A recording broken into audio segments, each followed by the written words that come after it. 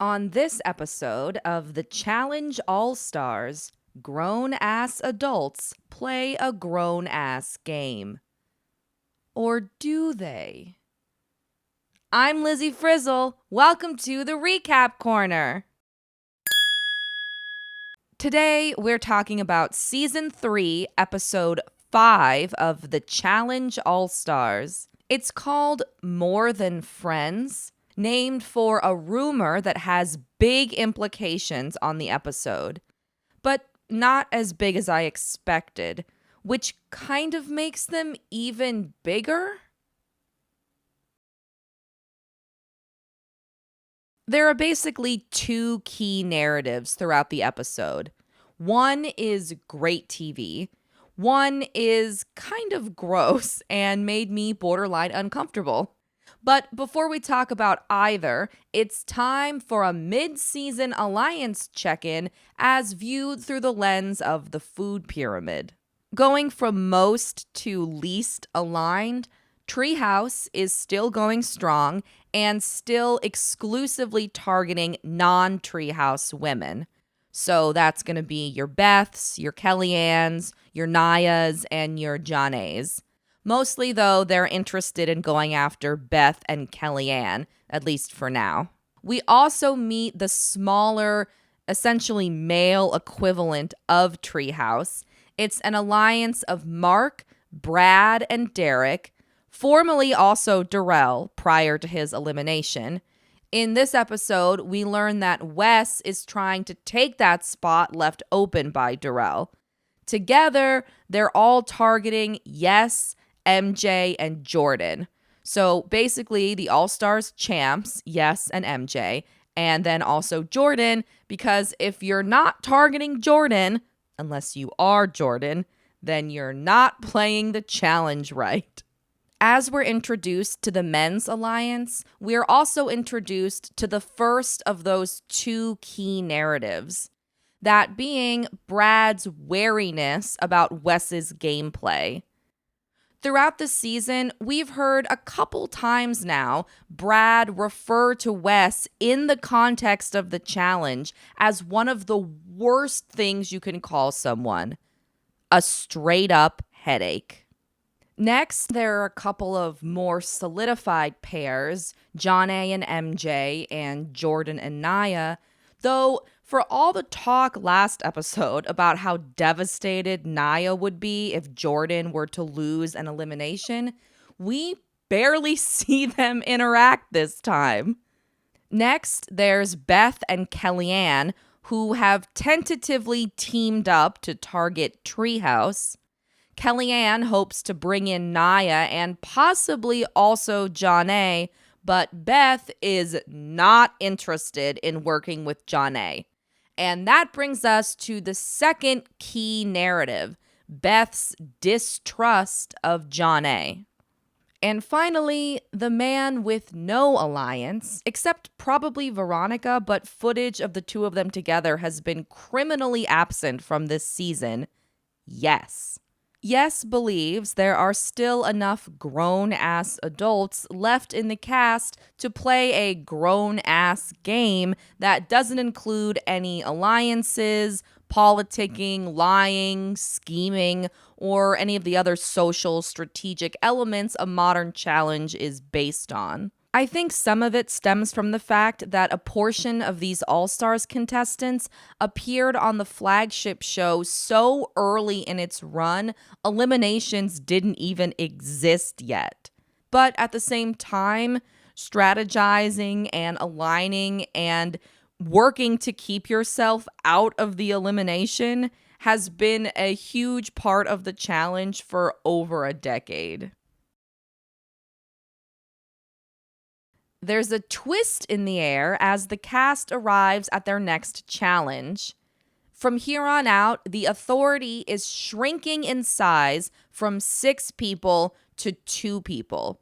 Only the overall male and female winner from each challenge will form the authority. From there, the new 2-person authority will still choose a man and a woman to go into the arena. There's a really funny interview here where Yes says that people can't skate by anymore by placing in the top 3. And that made me laugh because the idea of skating by while also being one of the top 3 competitors doesn't make sense in my brain. But maybe that's because I've never really won anything before. In middle school, I came in second at a video fair. I made a documentary about the Ronald McDonald House, but I lost to a music video set to Bridge Over Troubled Water. And I get it. The music video was in black and white. The challenge is called Sidetracked, 2 words, and is set at a big dirt bike track. Every cast member is assigned a color and a star-shaped ring board.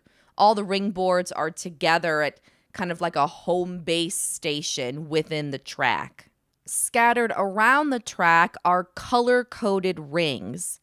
Contestants run to find the ring that matches the color of the person they want to eliminate, then bring it back to the ring boards and play ring toss. Once someone has a ring on all 5 of their pegs, they're out. Last man and woman standing are the winners and form the authority. Sidetracked is a classic show your cards game meant to reveal alliances. The problem is, on the challenge, alliances are rarely hidden. So usually this genre of game hands the win to people already in power, or people already in power just pick a winner ahead of time, both of which do happen in this episode. But still, Sidetracked is way more fun to watch than the last Show Your Cards game we saw, Ice Spy on Double Agents. Remember that one? I also wouldn't call Sidetracked visually interesting. It is basically just people running back and forth in the dirt. But it is in theme with the other simpler challenges we've seen so far this season. And I do think the editors do a good job punching it up with some fun music choices. The boys get Crank That by Soulja Boy, and the girls get Give It Up, Turn It Loose by En Vogue. So in that way, the challenge is kind of like a Happy Meal. The sabotage for this challenge is the ability to put one ring on somebody's podium prior to the start of the challenge. So you're already 20% of the way to eliminating them before TJ even says go. Kayla sabotages Beth for an easy, no consequences decision, and Brad sabotages MJ for the second consecutive challenge. Brad says that he views MJ as a threat to his game, but I'm really confused by that, and it makes me wonder if we're missing context. Does he view MJ as a threat to his game because he already sabotaged MJ once before? Or because he thinks that MJ, as one of the reigning champs, is a competitive threat? Even though MJ reminds us again in this episode that he has a bad knee. Or does Brad think that because MJ has a bad knee, he's unlikely to win any challenges or gain any power, therefore making him the best person to turn into an enemy with multiple sabotages? So, the men compete first. Prior to the start of the heat, Mark, Brad, Derek, Wes, and Nehemiah all team up to target MJ, then Jordan. They also all agree that Mark will be the winner in the end. Aside from Mark, obviously, this is a great strategy for Wes because he shows willingness to work as a team and willingness to cede power to the alliance's de facto leader, Mark. Someone who doesn't like the plan is Brad, but I think there's a lot of unreliable narrating and storytelling going on.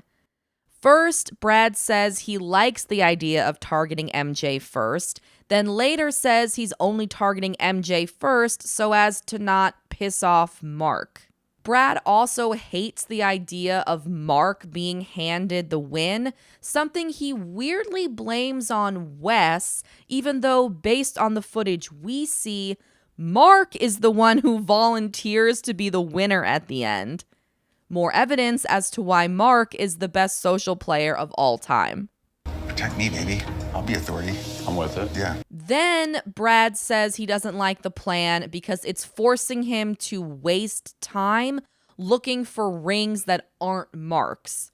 But whenever we see Brad at the ring stations, there are multiple colors available to choose from. Amidst the Brad drama, we get the first reminder that alliances on the challenge aren't secret when it's revealed that Yes was part of the conversation when the group decided to target MJ and Jordan and let Mark win. The funnier part is that once the challenge is underway, knowing who the majority are targeting and being the player who most talks about fairness, Yes targets Wes. There was a moment during the challenge when it looked to me like Yes was doing it in Converse. And I thought to myself, God, this guy's cool. And probably in a lot of pain. The men's elimination order is mostly predictable. MJ and Jordan go first and second as planned. They're followed by Yes, then Wes, Derek, Nehemiah, who was simultaneously trying to eliminate Brad. Then Brad does get eliminated, and that leaves Mark to be the winner. The women compete next, and while they're the beginnings of a lot of smart strategies, the edit kind of drops them all partway through. Nia says she's going to spread it around, then we only see her targeting Ronnie for the most part. Janae has a really smart strategy. Initially, she targets Beth along with Treehouse while she waits to see who will target her first. But then the next time we see Janae, she's moved on to targeting Ronnie, and we don't get an explanation as to why. Meanwhile, Ronnie retaliates by targeting Janae, even though Nia was also targeting Ronnie. It's all confusing, but at least it all revolves around Ronnie. I don't think it would have helped much realistically, but once again, the non-Treehouse women make no attempt to work together, which leaves the doors wide open for Treehouse to pick them off one by one.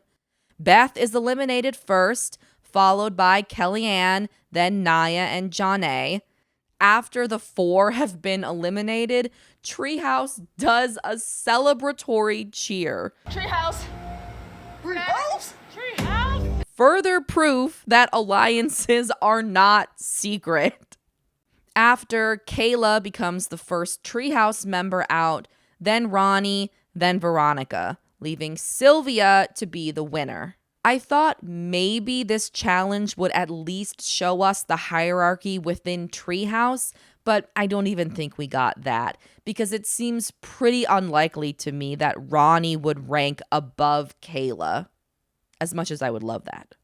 After the challenge, there's another format twist. The last place man and woman will no longer go straight into elimination. Instead, the authority will choose the first two arena competitors. Then those competitors will choose their own opponents at the arena. It's kind of like this entire challenge was designed to be a consolation prize to Treehouse for building such a strong alliance, because it's about to matter a whole lot less. That night, the cast hits the club where, after missing out all season because the cast doesn't enter the arena from the hallway anymore, we're treated to a surprise sighting of Nehemiah's signature walk. As for the rest of the group, everyone is sad and stressed about the new arena twist and spends the bulk of the night sulking. At this point, our two key narratives both develop further, starting with Beth, saying the most Beth things in the most Beth way possible. While talking to the authority, Sylvia and Mark, Beth says that she'd want to compete in the arena against John A. because John A. is cheating on her husband with MJ. This was a very weird scene, even if we knew the accusation was coming because it was in the trailer for this episode. First, Beth offers no proof to back up her claims. Then, when John A. confronts her about them, she mispronounces John A.'s name in what feels like a very intentional way. She also doesn't tell John A. the full scope of what she said to Sylvia and Mark about the affair with MJ, at least in the footage we see. She's a little manipulator, and she's cheating on her husband with MJ. I think you're super shady. Based on what? Based on a lot of things. Like what? Janae. It's John A. Overall, I found the entire affair storyline to be pretty uncomfortable and unnecessary. I sort of get why it was addressed. The rumors were somewhat widely discussed among the fan base prior to the season premiere across multiple social media platforms. And based on Sylvia and Mark's non-reaction to Beth, it seems likely that the cast knew about those rumors too. So admittedly, I was curious to see how the editors would address them in this episode, but what happens is unsatisfying. Like I said before, Beth offers no proof, so her allegations amount to nothing but awkward back-to-back interviews where John A. and MJ both have to deny the cheating. Beth is full of shit. Yeah, MJ and I are close. MJ and I went through an entire season together, and we won a final, and that's it.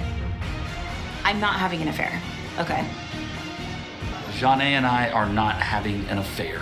And regardless of how they deny it, both will come out looking more suspicious. If you deny too intensely, you're hiding something. And if you don't deny intensely enough, you're hiding something. Normally, I like a little showmance drama.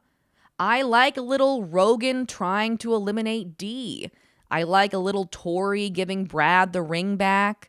I even like a little Johanna threatening to sell her and Wes's house. But accusing someone of having an affair as casually as Beth does is a different kind of drama that, for me personally, isn't very fun to watch. There are kids involved, and it just makes the stakes feel so much higher, too high to be reality TV drama fodder. As for the second key narrative, Brad's headache about Wes's gameplay turns into a straight-up cluster headache. That's worse than a migraine. First, Brad learns that MJ says he'll choose him as his opponent should the authority vote MJ into the arena. Somehow, Brad blames this development solely on the plan to let Mark win the challenge and willfully ignores the fact that he sabotaged MJ twice in a row. The next morning, in the cold light of daylight, Brad wakes Wes up to talk about the plan to let Mark win the challenge. Somehow, Brad has convinced himself that if it weren't for that plan, he would have won the challenge, even though I have no idea how he could possibly know that with such confidence. Regardless, as a display of loyalty and in a statement about the value of friendship, Wes volunteers to go into elimination. Specifically, he volunteers to be the authority's pick to go into elimination. That way, the authority can't pick MJ, and then MJ can't pick Brad. Brad happily accepts the offer. Next up, we see the authorities' deliberation, which is honestly kind of a surreal scene. Did anyone ever think they'd watch Mark and Sylvia strategize on a challenge together? They nominate 2 people who both volunteered for the arena. We already talked about Wes, and Janae also volunteers so she can choose to compete against Beth before Beth can choose to compete against her. At the arena, as expected, Janae chooses to compete against Beth, and Wes chooses to compete against Yes, with typical Wes flair. I'm choosing the worst judge of character in the entire house. Oh my goodness. Yes. Yes responds accordingly with typical Yes flair. Yes. How you feeling about this, man? I feel good, you know. I'm just here to nurture this flame of fairness and integrity to the best I can. Now, how do you really feel? I'm gonna kick some ass. Even TJ knows you're full of shit. Also, this is Yes's first challenge elimination ever, because there were no eliminations during his original seasons, and he avoided elimination during all of All-Stars 1. The game is called Knock Off, also 2 words. Players start on opposite sides of a huge wall suspended 30 feet in the air. The wall has 2 rows of giant pegs that jut out of the wall in either direction when pushed. First player to use the pegs to knock their opponent off the wall wins. It's a very goofy elimination. The women compete first. Beth is scared of the height from the get-go, but initially does attempt to compete. However, once the competition is underway, Beth quickly gets annoyed when MJ helps Janae by telling her where on the wall Beth is. Beth accuses Janae of cheating again, just in a different way this time, then quits the elimination. Her irritation at Janae getting help from the audience is understandable, but that's also been a part of the challenge eliminations for a very long time and should be expected. Regardless, this is not the first time Beth has quit an elimination she didn't like the looks of, and it's not even the first time she quit something this season. For those reasons, I'm honestly not that sad to see her leave, and I can't believe she got out of the arena without TJ telling her don't take care, hope to see you never. What a waste of a quitter. All in all, even if she was only there for a couple episodes, this was a very Bethy season. She had basically no allies the entire time. She started gossip-based drama, and she left quickly. With Beth's departure, Janae now has 3 legendary legend stars. Too bad we still don't know what they're for. And at this point, I'm starting to think more and more that we might not find out until the final. The men's heat is second, and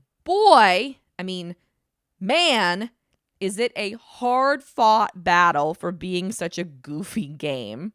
There's a fun Freaky Friday dynamic that develops while they're up on the wall. Both kind of take on traits often associated with the other. Yes is being loud, he's trash talking, he's acting a little cocky, like in a harmless way. And I think those are all traits often associated with Wes. Meanwhile, Wes is up on the wall, very collected and very stoic, both of which are traits people associate more with Yes. Nothing a trip to a Chinese restaurant can't fix. Because Yes is being so loud and talking so much, Wes is consistently able to find his head because he can hear him talking. And like I said, it is a really hard fought battle, but using Yes's voice as a jumping off point, Wes is eventually able to eke out the win, earning him his second star. It's a real disappointment to lose Yes this early, especially because nothing about his edit this episode gave me that classic I'm going home feeling, or even the classic I'm going into elimination feeling. It was a real surprise when Wes called him out, and an even bigger surprise when he went home. I'm especially disappointed that we won't get to see any more of his interactions with Veronica, especially because I feel like we barely saw any to begin with. I wonder if he would have stayed around longer if the format hadn't changed and alliances continued to hold as much weight as they had been, because Veronica was probably protecting him through the treehouse. Almost as disappointing is the abrupt end to this chapter of the Yes-Wes rivalry, even if it was a very exciting finish. Despite being absent from the challenge for so long, Yes has a very engaging character arc. In his original Road Rules appearance and his early challenge years, Yes is this like rebel, ladies' man, badass character. And to see him back now, all these years later, having transformed into almost a cartoonish figurehead of righteousness is a lot of fun. The most fun part for me personally is that righteousness, at least in the context of the challenge, is kind of a facade. The character who thinks they're playing with integrity while lying, cheating, and stealing is a somewhat common reality competition archetype, and one that I really enjoy watching, with the potential to make funny, complicated, frustrating, nuanced decisions. Recently, we saw a great example of this archetype in Mike on Survivor 42, the Survivor season that just finished airing a few weeks ago. There aren't a lot, if any, people on the challenge that fit into this archetype, so I think Yes might have really carved out a niche for himself, intentionally or otherwise. On his way out, Yes has a very gracious goodbye with Wes. And if All Stars ever evolves into themed seasons and Yes is willing to participate in that level of childish gaminess, he and Wes would be a great rivals pair. As we've now reached the halfway point of the season, in lieu of leftover thoughts this week, I'm going to share some arbitrary predictions. Who do I think is going to win the season? For the women, Kayla. Even if alliances aren't as important anymore, she's still got protection via the treehouse. She's performing well in the challenges, and not to do too much metagaming, but she is front and center on the season poster. As for the men, my winner's pick is Derek. Between Treehouse and the men's alliance, he's got protection from over half the cast. Not to mention, he's competitive in both challenges and eliminations. And Derek's best seasons, his winning seasons, he played very similarly to the way he's playing All Stars 3. He found a strong alliance, and he's just laying in the cut with them, doing whatever they want. Who do I think will be next to go? For the women, I'm guessing Kellyanne. She doesn't have any strong allies. She's been getting easily frazzled in some of the challenges. And if she's unlucky enough to end up in a size or weight-based elimination, she's going to be at a disadvantage. For the men, I'm picking MJ, because anyone playing in what Wes called self-preservation mode might choose to go against him in the arena because of his bad knee. Thanks for watching. Come back next Tuesday for another Challenge All-Stars recap. Or in the meantime, if you're so inclined, please like and subscribe. Thanks for watching. Bye.